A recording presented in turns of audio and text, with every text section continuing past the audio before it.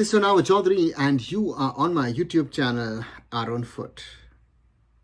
I'm a little surprised that when I put out a tweet yesterday in regard to the future of the Indian Super League, that the clubs suddenly seem to be active in the market, in talking to Reliance, in talking, with what is left of the league, and trying to figure out, will there be a 2025-2026 season?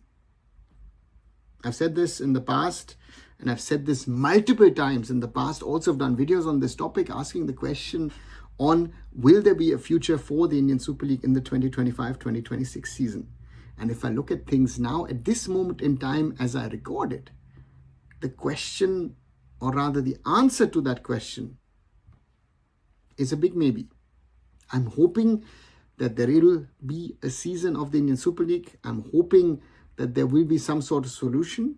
But on the other side, the reality is that with the AIFF in the Supreme Court, the AIFF's constitution being looked at the Supreme Court, will Reliance stay back and continue to work and support Indian football?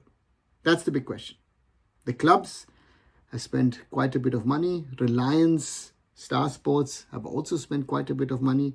But if we look at the situation at this stage, the Masters Rights Agreement, in short MRA, ends at the end of December of this year.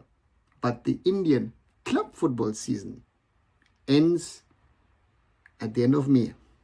The ISL normally ends at some stage late March, mid-April.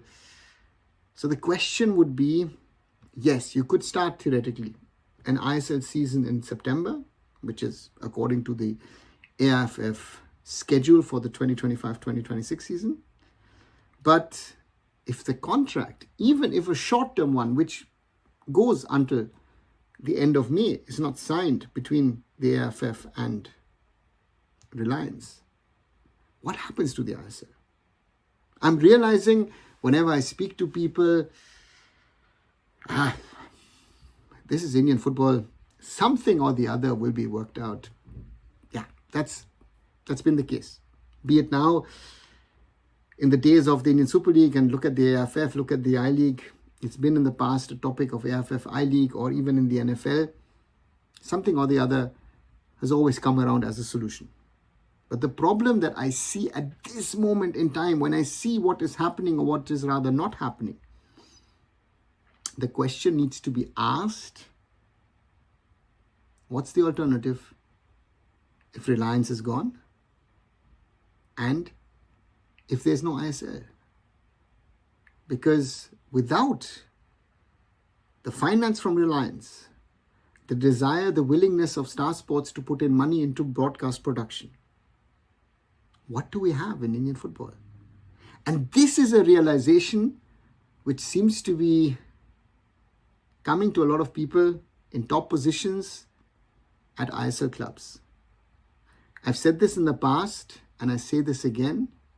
If Reliance pulls out, if there is no ISL, it could be that 20 or maybe even more clubs pull out of Indian football. The AIFF, if you see what's been happening in and around the AIFF in the last few weeks, is not in a position to run their own system.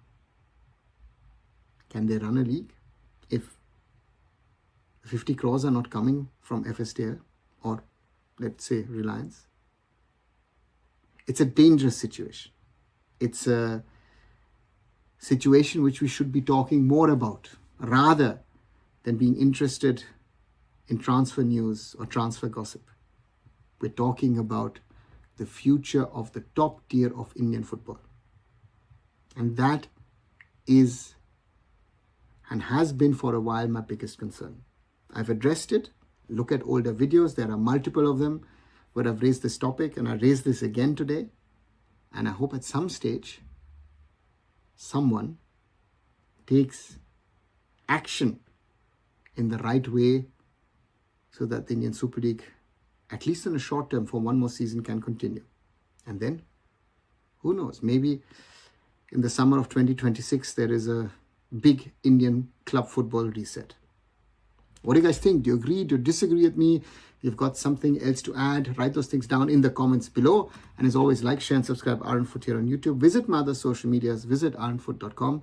And I'll be back very soon. So now Chaudhuri signing off. Bye for now.